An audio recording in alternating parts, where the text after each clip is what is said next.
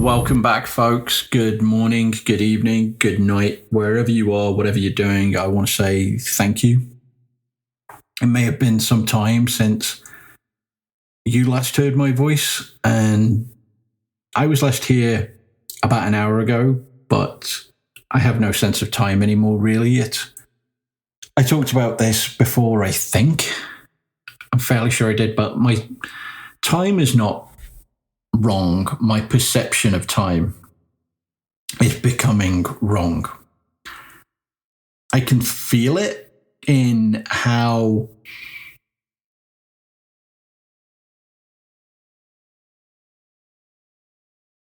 long it takes for me to think about things. I can see it on the recording because for those of you who don't know, there is a line going across the screen, and every time I speak, there is a up, down to show that I am speaking. And I can see the length of time that I don't speak between words stretch out like a long road with nothing on it. And to me, it's like a moment has passed. But when I see it, it's verifiable what has happened. And I never used to have to do this, but what I'm having to do now is cut that time. I've left a cut. What I'll probably do is I'll leave a couple of examples in here so you can kind of see what I'm talking about. But what I've been having to do is cut those moments out. So yeah, that's what I'm kind of dealing with at the moment, but I don't want to go too far into that. I mentioned it before. We all know that I've got issues. That's why we're here. And what I want to do is provide context to you for how somebody could join this cult. How does somebody find out these deeper secrets? How does somebody find out who the first father and king is? And what happens when they are told? How does that relate to me? So what I'm going to do is I'm going to take you on that journey from somebody who would find out about a community for people who are breathing together, find that community for kind of mindfulness and better mental health, and then follow it through to their initiation into the deeper secrets of this cult. I'm going to need you to imagine for a moment that you signed up for Mindflow. You have joined a group. You found comfort in the community, and it's now your main space for meeting like-minded people. You know, you like the people who are there, they like you.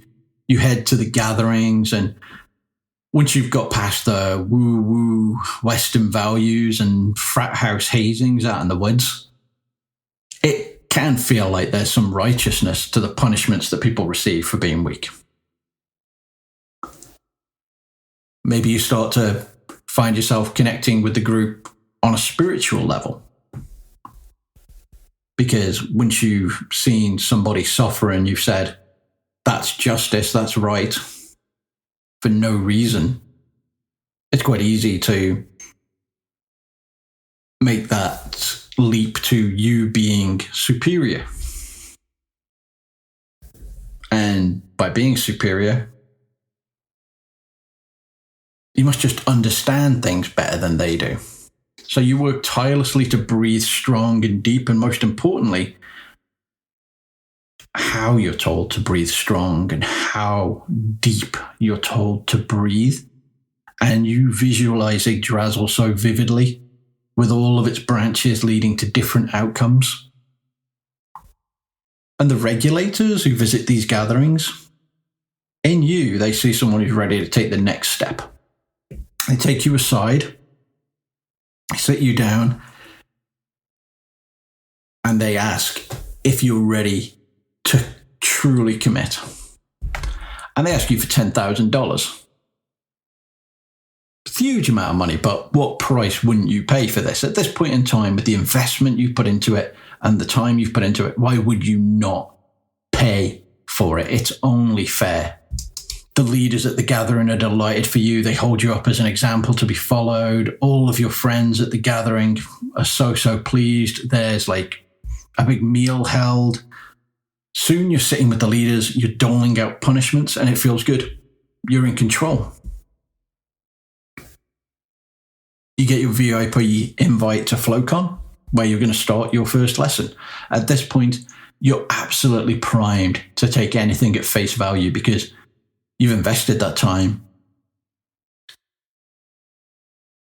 You've given up on any values from outside of this.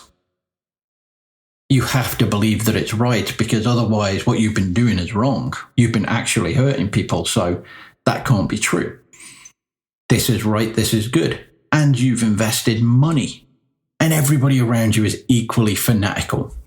So you go to FlowCon, you go to all of the events, you cheer in the audience, you participate in all of the shared sessions. And then the time comes and you go inside a tent. A pretty cheap, ratty-tatty tent, considering that everybody in that tent has paid tens of thousands of dollars. And they invite you to do what you've done everywhere else. You breathe together with those people around you.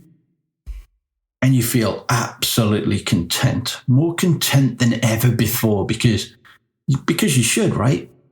You did the time, you put the effort in, you work for this. So this here right now is where it's going to feel the best it ever has.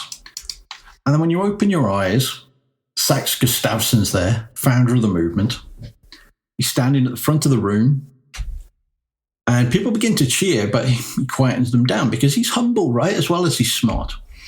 Next to him, there's people in thick brown robes with hoods pulled up and red sashes from shoulder to waist and red belts. And they're standing still, but constantly swaying from side to side slightly. And they're holding these huge incense burners that just fill the entire tent with that kind of haze and the smell of almost mystical expectation. It's a thick smell on the air, and everyone is waiting with bated breath. And then the man you respect so much that you've waited so long to hear begins to tell you things that are absolutely unbelievable. But at this point, why wouldn't you believe it? Why wouldn't you believe it? Because you were chosen. You are important. So I have to build this up and give context for what comes next, because the above is pretty much one of the stories that one of the very, very rare whistleblowers have told. And that's where a lot of my understanding about this comes from. And there's corroboration on that. And I will be talking about that soon. But what are these deeper beliefs? Why do I need to kind of like provide context for them? Well, as always, there's going to be a truth to this, but it is still a mask. Because this is where the membership are told that this isn't just about meditation or aligning your breath for peace of mind. There's a deeper importance to it. This is where Mindflow promises something greater for those who fully commit, something extraordinary, and a path to becoming revered, noble. And at the heart of this is the figure of the first father and king.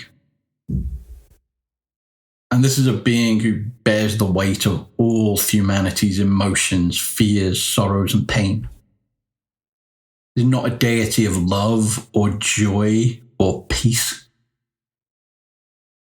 This is one who takes on the burdens that would crush ordinary men. A stoic figure who stands at the brink of collapse and holds firm for the sake of all, and respect rather than love or fear is what he commands. In time immemorial, he took on this duty not to protect us, but to guide us. He's the grief giver, because before him, mankind knew nothing but joy. But joy without temper leads only to extinction, to collapse. It needs sorrow to balance it. And realizing this, when others could not, he whispered all of his fears for the future into the world tree. And its bark opened for him, and he stepped within, enveloping him. It took him away to a land of perpetual twilight between creation and destruction, where he holds apart the two, ensuring that humanity knows suffering, but that suffering is also shared. And by taking on our pain, he takes a measure of it for himself, but the remainder is breathed into nightmares given to the unworthy. And so this is a man who became a god, breaking under the weight of light and darkness, and what little pain he puts back into humanity is absolutely nothing compared to what he must bear. And it's his breath that we're breathing. By synchronizing our breaths, by aligning our breath with his, with the rhythm, we're not just meditating, we are finding alignment with the first Father and King. We're stepping closer to divinity. Our breaths pump his lungs, and our tears and fears fill his belly. And to serve him is to find even deeper peace within yourself. And in service, you bring his ethos to our realm, and your every breath out, your every exhalation makes our world more breathable for him, allowing him and his servants to do more for us, and more importantly, for you. For you, one of the chosen, one who will be rewarded for your faith and your dedication. And it's stressed in there that people outside of the tent would not understand this. They would reject it. They wouldn't understand, unlike those chosen to hear this. It makes it exclusive. It makes it real.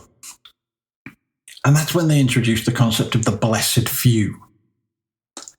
Those who are in purest alignment, who've attained the pinnacle of synchronicity that not even Sax Gustafsson, father of the movement, is there, but he hopes one day, with everybody's help, to achieve this.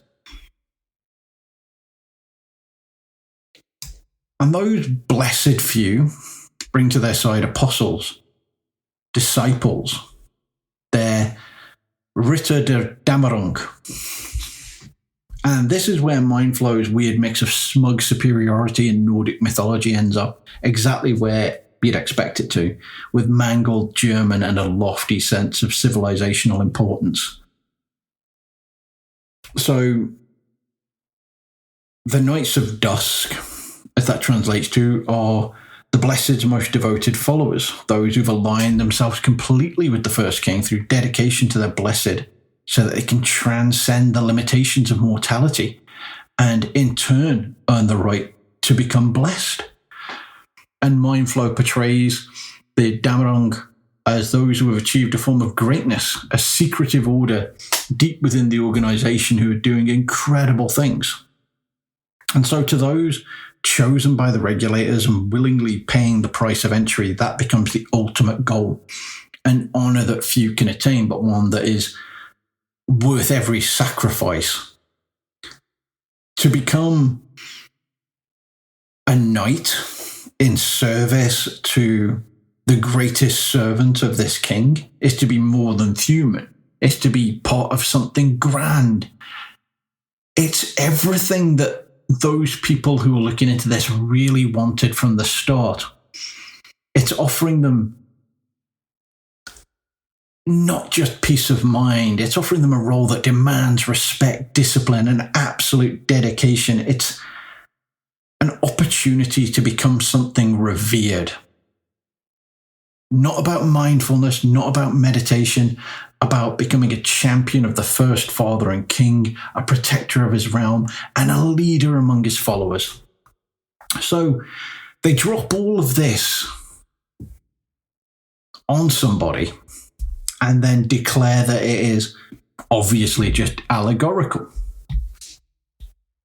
that such a figure could exist, but this is more something to think about, something to ruminate on and consider, to give strength when the tasks you must perform become hard. So they introduce it all and then disavow it, which is an incredibly powerful trick, because it only makes a stronger impression on those who are primed to hear it in the first place. There's an ability to the story with self-sacrifice and that willingness to suffer for everybody, on top of the discipline of the knights and their blessed leaders. It's a kind of dark fairy tale to draw people in. And it's a dream of being useful with a life of meaning and guaranteed rewards if you do it just right.